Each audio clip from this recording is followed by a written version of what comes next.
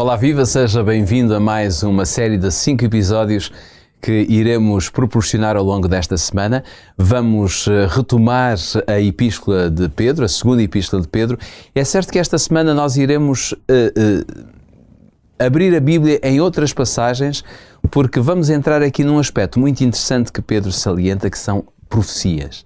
Por isso, esta semana nós iremos falar um pouco de profecias e iremos ver quais aquelas que Pedro faz um destaque maior e vamos juntar a essas também outras que a Bíblia enumera e que são muito importantes para nós e por isso queremos recordá-las consigo. Para isso, aconselho e faço-lhe a proposta de abrir a sua Bíblia, se tiver um exemplar à mão. No livro de Isaías, no profeta Isaías, eu gostava de ler consigo no capítulo 53, os versículos 2 a 7. Isaías 53, versículos 2 a 7, diz: Porque foi subindo como renovo perante ele e como raiz de uma terra seca. Não tinha parecer nem formosura, e olhando nós para ele, nenhuma beleza víamos para que o desejássemos. Era desprezado e o mais indigno entre os homens, homens de dores e experimentado nos trabalhos. E como um de quem os homens escondiam o rosto, ele era desprezado e não fizemos dele caso algum. Verdadeiramente, ele tomou sobre si as nossas enfermidades e as nossas dores levou sobre si, e nós o reputámos por aflito, ferido de Deus e oprimido.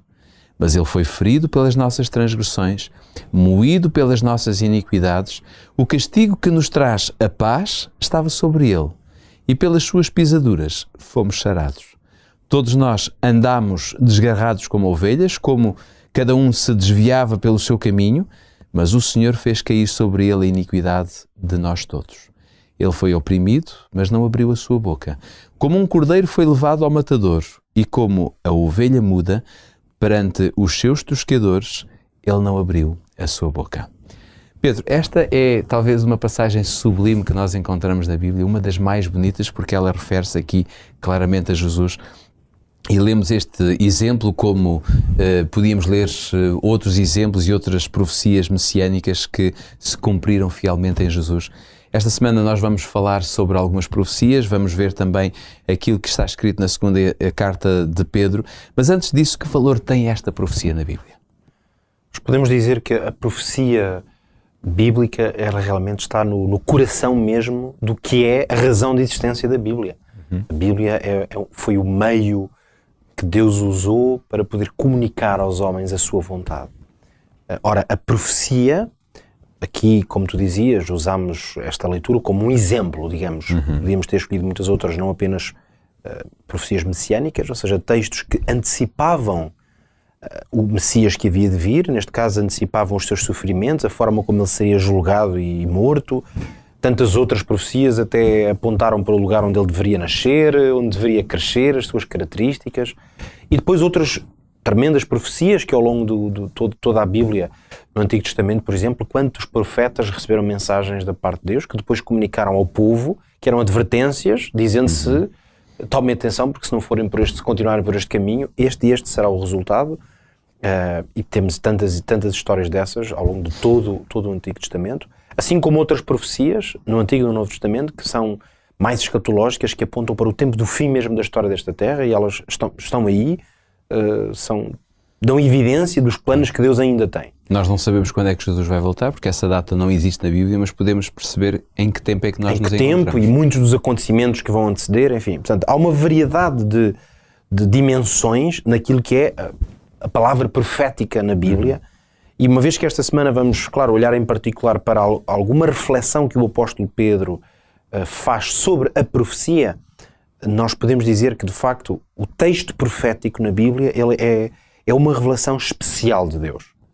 Não vamos dizer que a profecia na Bíblia é mais importante que outros textos, como históricos, poemas, reflexão, etc. Mas ele tem um lugar especial. Especial no sentido em que é único. Claro. É totalmente insubstituível o papel que a profecia tem. Até porque os momentos em que Deus revelou alguma coisa de natureza profética, ou seja, em que os seus profetas receberam mensagens que apontavam para o futuro ou para mensagens que eram de grande advertência e que precisavam de ser dadas antes que determinado tempo ou acontecimento chegasse, de facto, o propósito maior deste tipo de mensagem é desvendar, é abrir o pano, não é? Sobre qualquer coisa que está para chegar. É, no fundo, revelar algo muito importante. Exato. Por isso é que o lugar, como eu dizia, da profecia é especial, porque a profecia traz sempre uma mensagem que é tão relevante que Deus achou por bem transmiti-la ou nesse formato ou com essa emergência e revelá-la aos seus profetas. De facto, isto só nos indica que nós, como crentes e leitores da Bíblia, nós precisamos estar muito atentos à palavra profética. É isto que o apóstolo Pedro, no fundo, tentou transmitir aos seus leitores, é que eles precisariam de estar atentos à palavra profética. Como hoje estamos, digamos, a introduzir de forma geral, eu gostava de realçar aqui pelo menos 3 grandes dimensões que a profecia providencia ao crente, ao leitor e estudante da Bíblia, que eu acho que não podem ser de maneira nenhuma deixadas de lado.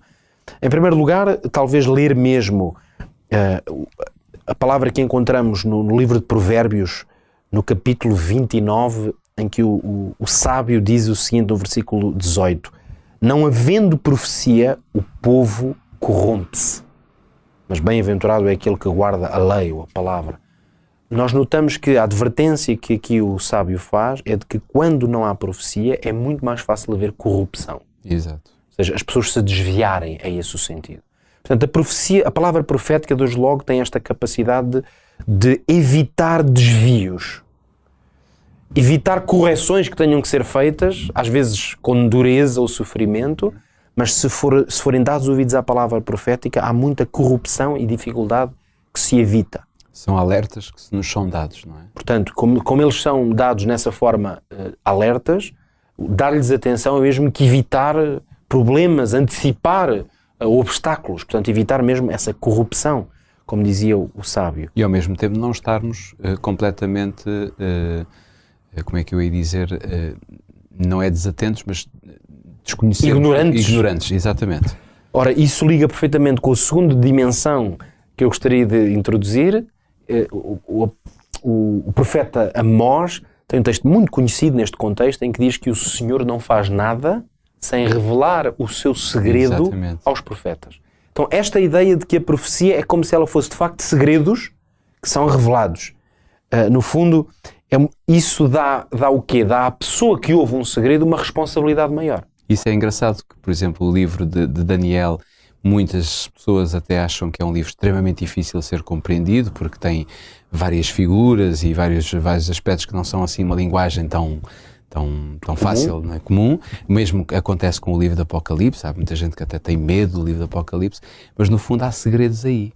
Sim, esses segredos estão ali revelados. Claro que eles podem ter que ser descodificados. Claro.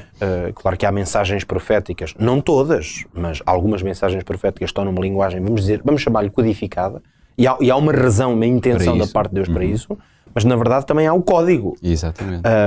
Outras mensagens são mais claras, são diretas, são advertências. De qualquer maneira, nós quando ouvimos um segredo ficamos em posse de uma grande responsabilidade.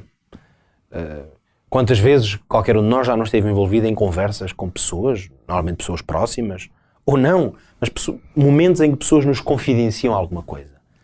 Normalmente, claro, serão coisas que pelo peso que têm não podem ser divulgadas, e quantas vezes essa pessoa nos diz: olha, eu vou-te contar isto, por favor, não contes a ninguém. A partir do momento em que uma pessoa nos diz isso, se notarmos bem, significa 2 coisas. Primeiro, que ela está a depositar confiança em nós. Exato. E, portanto, a nossa responsabilidade aumenta. Porque eu passo a ter que lidar com uma informação, mas que eu tenho que ser muito cauteloso porque eu não a posso passar. Então, essa responsabilidade, ela é concedida à pessoa a quem um segredo é revelado. Nesse sentido, como a profecia, ela própria é um segredo revelado, a pessoa que estuda a profecia na Bíblia, ela fica em posse de uma responsabilidade muito grande. Talvez com isto eu já estou a explicar um pouco porque é que boa parte de mensagens muito sérias e pertinentes nas profecias estão como que codificadas. Precisamente para que a responsabilidade de ter acesso àquela informação, ela seja filtrada através da pessoa que está à procura, que quer pesquisar e que tem interesse. Porém, tu disseste uma coisa que é muito interessante: quando eu te conto um segredo e peço para que tu não digas nada a ninguém, a responsabilidade é maior. Mas aqui estes segredos estão em forma de segredo, mas quando eu descubro esses segredos, a minha a minha responsabilidade é passar esses segredos aos outros, não é? Totalmente. Porque É uma transmissão. a lógica de toda a Bíblia é transmiti-la, é advertir outros. Mas, na verdade, nós percebemos que, se calhar, aqueles que não estão interessados, aqueles em quem a palavra de Deus ainda não lhes tocou o coração, se calhar porque não a aceitaram, na verdade, há alguns segredos que para esses vão ficar escondidos. Exato. O próprio Jesus, e aí não se tratava de profecia, mas a lógica é a mesma, chegou claramente a dizer que algumas coisas ele dizia em parábolas para que alguns não entendessem. Pois. No sentido em que grandes verdades estavam a ser ali reveladas, mas como havia pessoas que não estavam preparadas e não os podiam receber, no fundo eles não tinham acesso a esses segredos. Mas aqueles que tinham um coração sensível e que tinham vontade de compreender aquilo que Deus tinha para as suas vidas, então esses acabavam por compreender, ou perguntavam, como os discípulos algumas vezes, Senhor, explica lá melhor o que é que querias dizer com isso, mas nós percebemos que o sentido é o de a pessoa ficar numa posição de responsabilidade através da profecia. E claro, finalmente, eu diria que outra grande força da profecia é que ela nos ajuda a ter uma compreensão dos tempos. Em muitos momentos da profecia, nós encontramos referências a tempos. Ou há um tempo marcado por uma coisa acontecer, ou ficar atento aos tempos, ou aquela revelação de respeito ao tempo do fim. Então, as profecias, uma boa parte delas, ajudam-nos a ter compreensão dos tempos em que vivemos. E, portanto, essa é mais uma das grandes vantagens ou das bênçãos associadas à profecia, é que ela nos ajuda a tomar consciência do tempo, o passado, o presente e o futuro. E isso realmente, para o leitor atento à profecia, que é o que o apóstolo Pedro quer que os seus leitores sejam, isso é uma bênção que não é de descurar. Ficam então aqui estas ideias tão interessantes sobre as profecias. Afinal de contas, ter o conhecimento da profecia que Deus deixou inscrita nas Sagradas Escrituras é, no fundo, saber segredos de Deus. Provavelmente você tem a intenção e vontade de conhecer alguns segredos de Deus. Nada melhor do que estudar a Bíblia, nada melhor do que deixar que a Bíblia fale ao seu coração. Por isso, utilize este livro sagrado para o seu dia-a-dia, para o seu crescimento espiritual, e verá que vai encontrar e vai descobrir muitos segredos que o Senhor Deus tem para lhe contar. Quanto a nós, não é segredo nenhum, voltaremos amanhã neste mesmo horário, nesta estação de rádio e também pelo Hope Channel, através do nosso Facebook. Por isso esteja atento, pode ver este programa também em podcast, enfim, esteja à vontade. Fique connosco porque é sempre um privilégio tê-lo desse lado. Nós voltamos amanhã e contamos consigo. Até lá.